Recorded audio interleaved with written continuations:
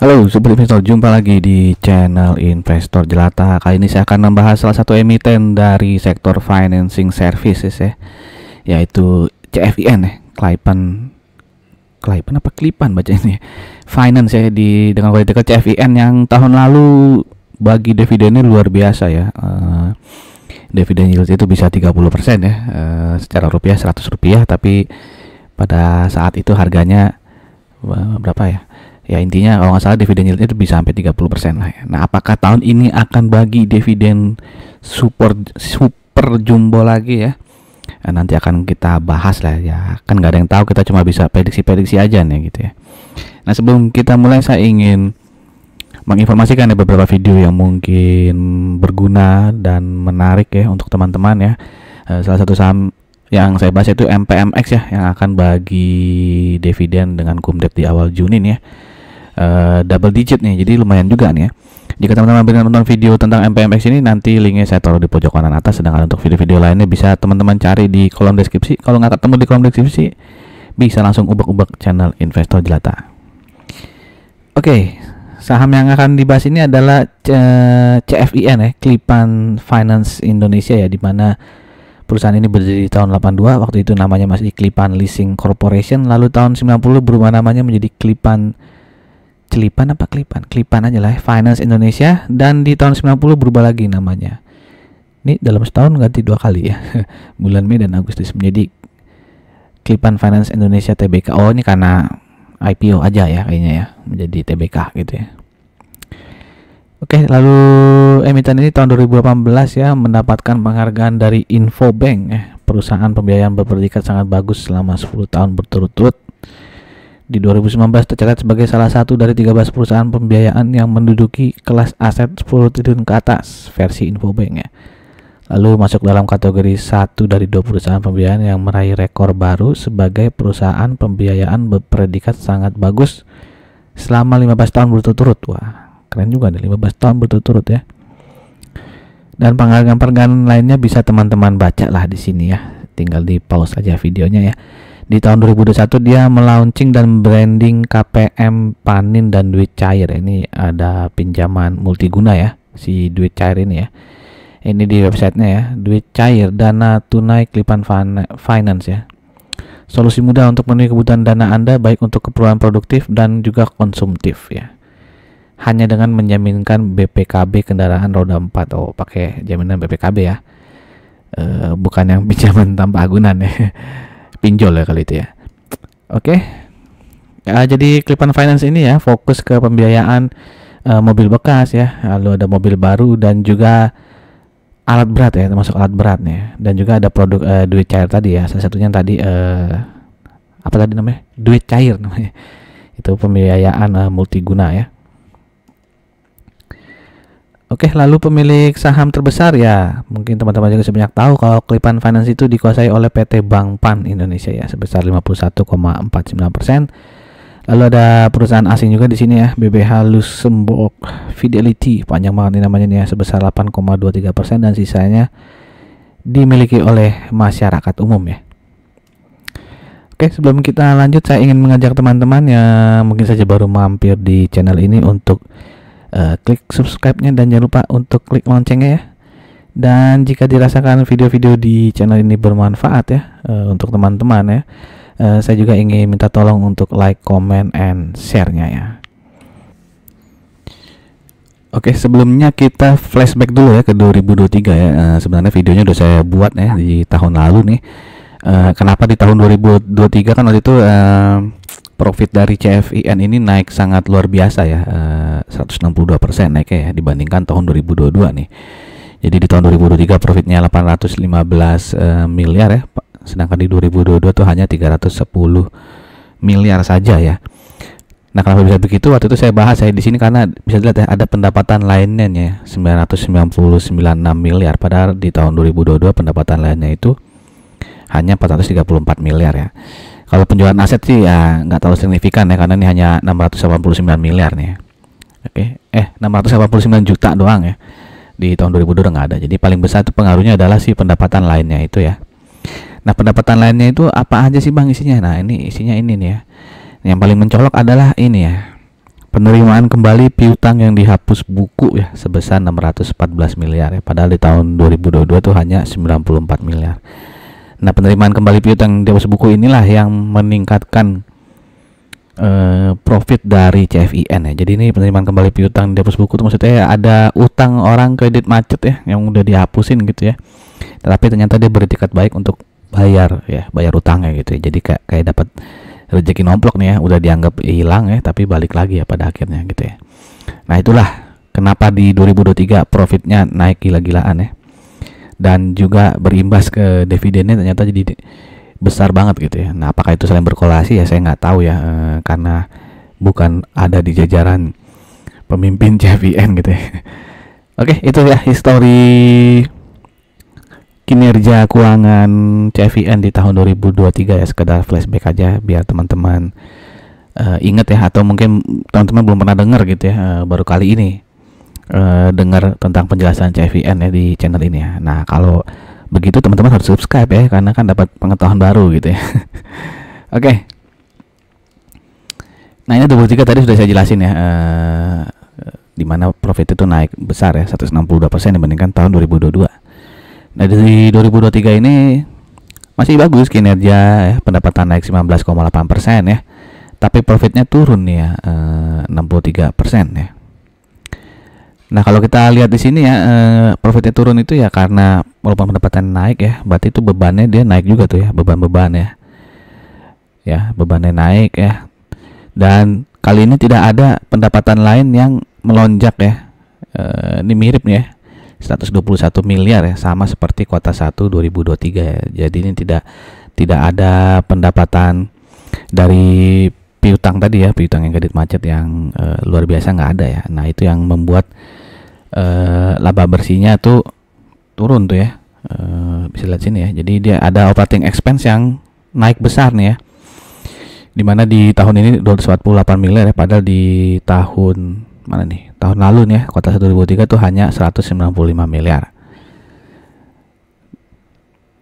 Oke, jadi ya seperti itu ya keadaan keuangan di 2024 ya. Masih profit ya, tapi walaupun turun profitnya, tapi ini hanya 86 miliar nih berarti ini. Oke, sekarang kita bandingkan ya CFIN dengan financing services lainnya seperti WOMF ya, ADMF, Adira, Bevin ya, dan juga MFIN ya. MFIN ya, Mandala ya, Mandala. Dimana di sini earning per share CFIN ya, kalau disetahunkan ya itu 86,08 ya. Di sini yang paling luar biasa earning per share-nya adalah Adira Finance ya, 1728. Sedangkan untuk pernya CFIN ini di 5,72 ya, dia yang paling kecil kedua nih setelah WOMF ya. Dimana di sini MFIN udah tinggi banget ya, 22,18 kali. Sedangkan untuk PBV ya, CFIN di sini yang paling kecil 0,35 ya. Nggak ada saingan dan ya, jauh ya. Peringkat keduanya aja 0,75 ya. Jadi kecil banget nih CFIN ya. Mungkin karena dia juga tidak rutin bagi dividen ya. Kalau nggak salah nih emiten-emiten lainnya ini, 4 emiten lain ini rutin bagi dividen ya kalau nggak salah. Mungkin itu juga yang membuat orang-orang tidak terlalu menghargai CFIN dengan PBV yang lebih tinggi gitu ya. Mungkin ya. Oke, untuk ROE CFIN ini yang paling kecil ya, atau mungkin karena faktor ROE-nya juga ini ya, paling kecil ya, 6,07. Yang paling besar adalah lagi-lagi Adira ya, 15,88. Untuk DER CFIN yang paling kecil 0,83 ya, bersaing dengan MFIN yang 0,84. Nah, sekarang kita lihat ya, kalau di sektor finansial nih ada subsektor financing service ya, di mana rata-rata subsektor ini PBV-nya di 3,73. Berarti PBV CFIN jauh di bawah rata-rata subsektor ini, sedangkan untuk pernya rata-rata di 13,14 ya. Dan lagi-lagi CFIN ini berada di bawah per rata-rata subsektornya. Oke, untuk per yang semuanya di bawah rata-rata ya, kecuali si MFIN ya yang 22,18, sedangkan untuk PBV yang ada di atas rata-rata nggak ada ya, semua tuh di bawah 3,73. Oke, ini adalah histori per ya, ini naik turun ya. Ini berarti sempat negatif ya, salah satu kuartal di tahun 2021 ya. Anyway ya, rata pernya 5 tahun terakhir ya itu 19,38 dan saat ini dia 2,48 ya. Jauh banget ya, kesannya under value banget ya. Tapi kalau ngelihat ada minus gini dalam berkali-kali ya, kayaknya tidak valid juga kalau kita memprediksi overvalue dan undervalue berdasarkan PER rata-rata ini ya, karena PER rata-ratanya jadi tinggi banget ya, 19,38 ya. Apalagi sempat sampai ke 140 nih ya. Ini mah kemahalan banget ya kalau PER sampai 140 ya. Oke, kita pindah ke PBV ya. Rata-rata PBV-nya 5 tahun terakhir tuh di 0,26 ya, dan saat ini dia dipegangkan di sekitar 0,35, sehingga overvalue juga berdasarkan PBV ya. Dan book value saat ini adalah di 1408,66 ya. Jadi kalau kita asumsikan harga wajar CFIN ini di PBV 0,26, maka harga wajarnya ada di 366,25 ya. Dan harga saham terakhir di hari Jumat 31 Mei itu di Rp492, sehingga harga saat ini tuh kemahalan 25,5% ya. Mungkin ada yang bertanya-tanya nih, kenapa bang PBV-nya kecil banget? Masa harga wajarnya di PBV 0,26 ya? Nah, sekali lagi ya, saya hanya berdasarkan historis ya, historis aja nih, rata-ratanya berapa kan di 0,26 ya. Dia jarang tuh sampai ke 1 ya, paling ini doang nih ya. Tahun lalu ya sempat lihat lebih dari 1 ya, itu juga kan sebentar ya. Nah, itulah kenapa saya pakai cara simpel aja, pakai rata-rata PBV 5 tahun terakhir ya. Kalau teman-teman merasa harga wajarnya ada di PBV 1 kali ya, berarti harga wajar itu ada di 1408,66 ya. Berarti harga saat ini kemurahan banget ya. Kalau 492 ya kan, 492 ke 1400 mah beggar, hampir 3 kali itu beggarnya ya mungkin ya. Silakan teman-teman hitung ya. Jadi bebas saja kita mengasumsikan ya, namanya juga asumsi orang kan bisa beda-beda gitu ya. Belum tentu saya benar ya kan, belum tentu juga saya salah gitu kan, gitu aja simpelnya ya. Oke, silakan juga mungkin teman-teman komen ya, teman-teman kalau nentuin harga wajar tuh pakai cara apa, apakah hitungan yang berbeda gitu atau pakai PER gitu ya. Silakan tuliskan di kolom komen agar bisa menambah pengetahuan teman-teman juga ya, termasuk saya gitu ya, agar ada diskusi juga di antara kita gitu ya. Oke, silakan tulis di kolom komen ya kalau ada yang mau sharing cara teman-teman ya menentukan harga wajar. Oke, kita lanjut ke chart weekly dari CFIN ya. Dia all time high-nya sudah lama ya, 2011 ya, itu di sekitar 830 mungkin ya, 830. Nah, saat ini CFIN tuh udah bergerak sideways cukup lama ya, dari bulan Oktober mungkin ya, dia bergerak sideways ya, di situ-situ aja di antara 468 sampai dengan 540 ya. Jadi ini jadi supportnya dan 540 jadi resisten ya. Kalau 468 ini jebol ya, support berikutnya ada di sekitar 416 sampai dengan 432 ya. Sedangkan kalau resistennya jebol ini 540, berarti resisten berikutnya ada di sekitar sini nih ya. 610 lah gitu ya. Bisa teman-teman cek lagi gitu ya. Nah, kalau secara EMA ya bisa dibilang sih emang lagi downtrend lah ini ya. Ya kalau secara long term sih dia ada di atas EMA 200 sih ya, bisa dibilang uptrend, cuman ya lebih ke sideways lah menurut saya ya, karena nih ngumpul di sini semua ya EMA-nya. Dan yang perlu diperhatikan nih, tanggal berapa ya, minggu lalu nih ya, ada 2 hari yang volumenya naik cukup tinggi nih ya. Nah, apakah ini tanda-tanda orang lagi pengen dapat dividen gitu makanya beli ya? Saya kurang tahu ya. Kalau ada teman-teman yang punya bocorannya bisa dong di sharing ya, di spill lah ya, berapa sih nih dividen payout ratio CFIN ya gitu ya. Tapi ini sebuah indikasi ya kalau volumenya naik tinggi sekali nih ya, terutama yang di hari ini nih ya. Di tanggal berapa saya nggak tahu nih, bisa ya 5 hari lalu ya, mungkin hari Senin ya, Senin dan Selasa ya, bisa teman-teman cek ulang ya. Itu salah satu indikasi ya ada yang beli banyak gitu ya. Oke, nah ini ya berita di tanggal 21 Maret 2024 ya, kinerja moncer, begini kisi-kisi pembagian dividen CFIN ya. Kisi-kisinya mana nih, cuman dibilang gini doang nih ya.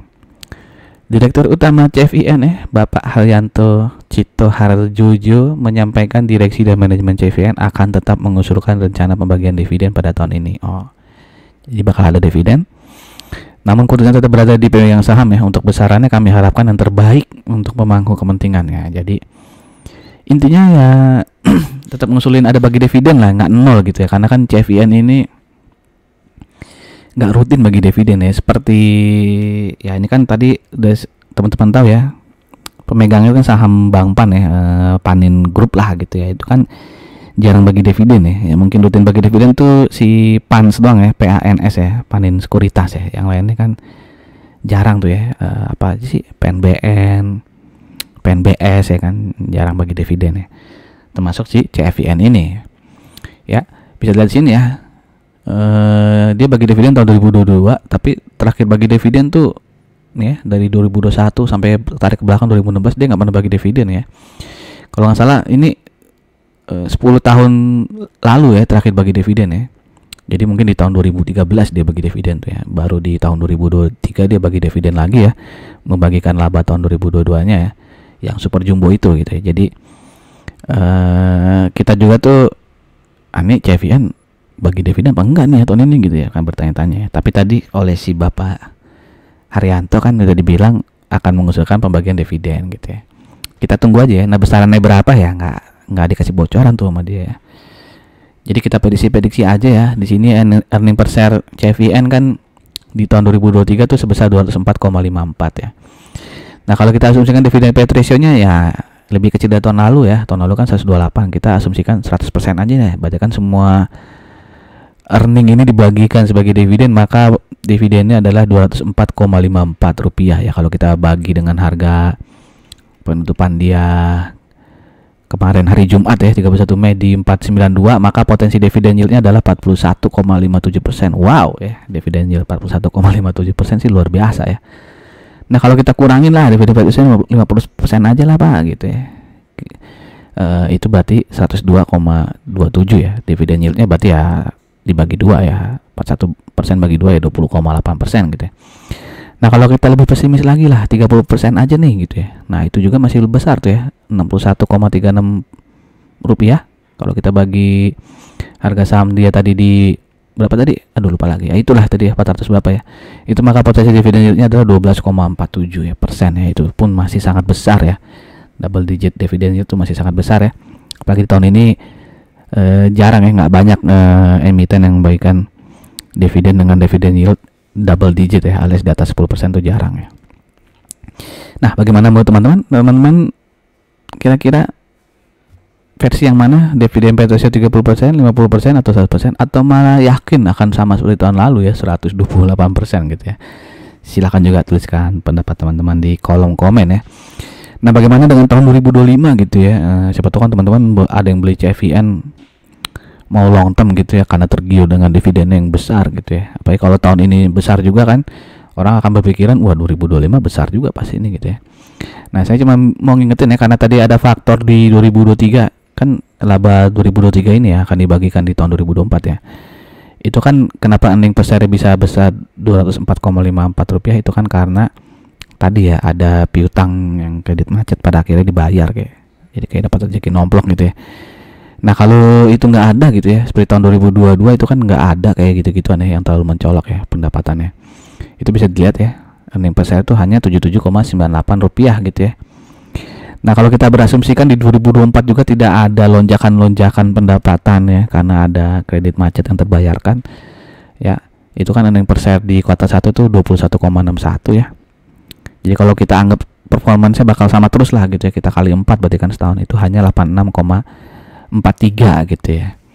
Nah, jadi mentoknya kalau dividen payout ratio-nya untuk tahun depan itu 100% ya, kira-kira di sekitar Rp80-an ya. Itu pun kalau kuartal 2, 3, dan 4-nya nggak ada penurunan kinerja ya.